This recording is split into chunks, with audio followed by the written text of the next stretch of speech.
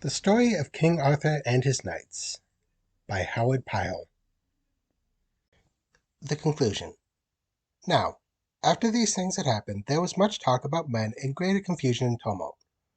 For, while some of the kings and nearly all the multitude said, Lo, here is a king come to us, as it were, from out of heaven for to bring peace to our distracted land. Yet other kings, and they were of greater number, said, Who is this beardless boy who cometh with a claim to be High King of Britain? Who ever had heard of him before? We will have none of him, except upon further trial and upon greater avouchment. So, for the sake of peace, the Archbishop ordained that another assay of the sword would be made at Candlemas. And here again all those who endeavoured to draw forth the sword failed thereat. But Arthur drew it forth several times, very easily, in the sight of all. And after a third trial was made at Easter, and after that a fourth trial was made at Pentecost. And all these trials Arthur repeatedly drew out the sword from the anvil, but no one but he could draw it forth. And after that fourth trial, sundry of the kings and many of the lesser barons and knights and all of the commons cried out that these were trials enough, and that Arthur had assuredly approved himself to be rightwise king. Wherefore they demanded he should be made king indeed, so that he might rule over them.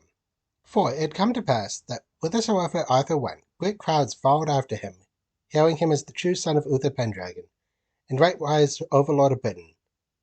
Wherefore the Archbishop, seeing how many people loved Arthur and how greatly they desired him to be their king, ordained that he should be anointed and crowned unto a royal estate.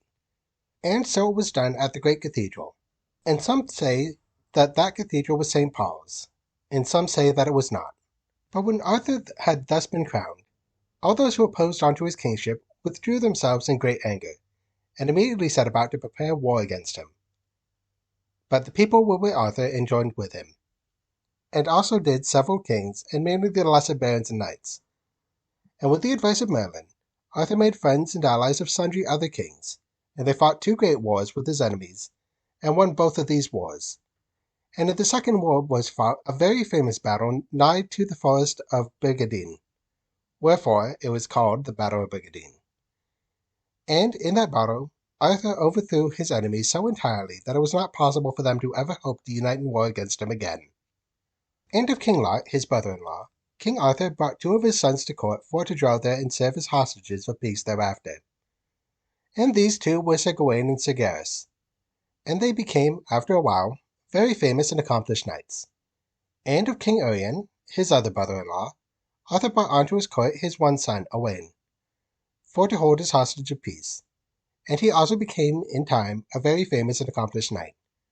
And because of these hostages there is peace thereafter betwixt these three kingly brothers for all time. And a certain very famous king and knight hight King Pellinore, who was one of his enemies, Arthur drove out of his possessions and away from the habitations of men and into the forest. And King Rents, who was another one of his enemies, he drove into the mountains of North Wales. And other kings who were made his enemies were subjugated to his will, so that all the land was at such peace that it had not enjoyed in the like since the days of Uther Pendragon.